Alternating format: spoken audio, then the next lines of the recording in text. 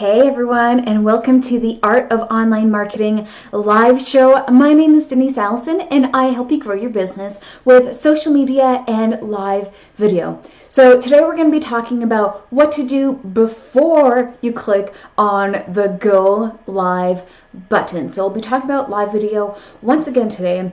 And live video is really a strategy that you don't really want to be winging it, and you want to be putting some preparation into what you're doing. So today I'm going to share with you three of my top tips for what you should be doing before you actually go live to make sure that your live video is a success. So let me know below in the comments if you have ever gone live before, and let me know with a simple yes or a no. And before we get started, I want to let you know about my upcoming online training called Beat the Algorithm, Get More Visibility, Engagement, and Leads with Live Video. So that's happening on September 27th at noon Atlantic, and I will be putting the link below here in the comments so that you can access it. And if you're watching on Instagram, you can grab that from the link in my bio. All right, so getting on to today's topic, what to do before you go live. So again, you don't want to just be winging your live video strategy, especially when it comes to your live shows. You can, to a certain extent, wing your what's called a live stream, and you're just giving your audience a quick look into what's going on in your day and what you're up to and those kinds of things. But when it comes to positioning yourself as an expert, sharing value, and connecting with your audience, you really do want to make sure that everything kind of goes off without a hitch. So the first thing you're going to want to do is choose 3 main points. So I am assuming that if you are planning to do a live video, that you know that you need to have some type of theme or a topic. So I don't want to say that that's one of the things you need to do, but this is part of it. So you're gonna choose your main theme or your topic, and then I want you to approach this like when you're writing a paper in university or in high school. You're gonna have your introduction, you're gonna have your conclusion, and in the center there is a body where you share your main points. So I almost always choose 3 main points. I find it's just enough to be able to go into detail about it, and not so little that you're talking about like the whole thing. So choose 3 main points to support the topic or the theme of what your video is.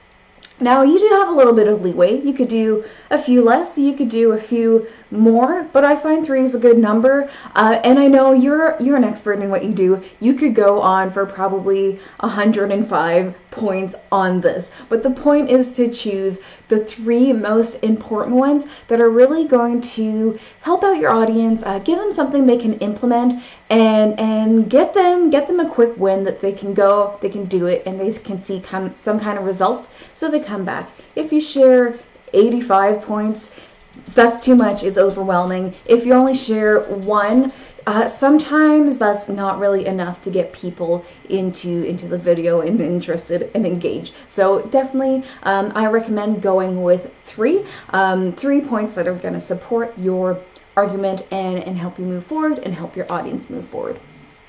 Now, the second thing is to announce when you're going to be live. So by now, I think that most of us know that when you go live, there's a replay. So even if people aren't watching you live, they can watch the live after the fact.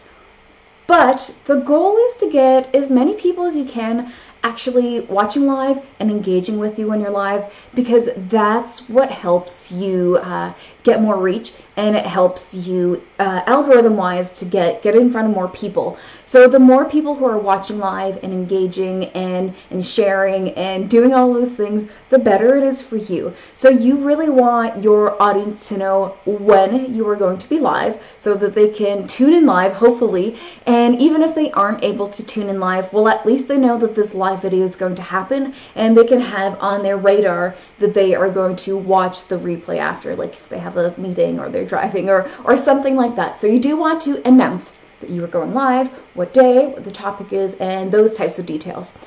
And so you have a couple options when it comes to the announcement.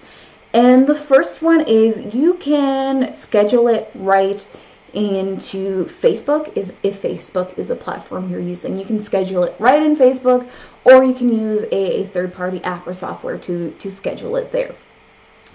And the awesome thing about doing that is that post, and it says Stratego Social Media has scheduled a live video. That's where I actually appear live. So you can share that beforehand, people can know, and that's where they tune in to watch. So they can watch sooner and they can get reminders and do all these things. The con to this is, one, this option is only available on Facebook to actually be able to schedule it. No other platforms really let you do that.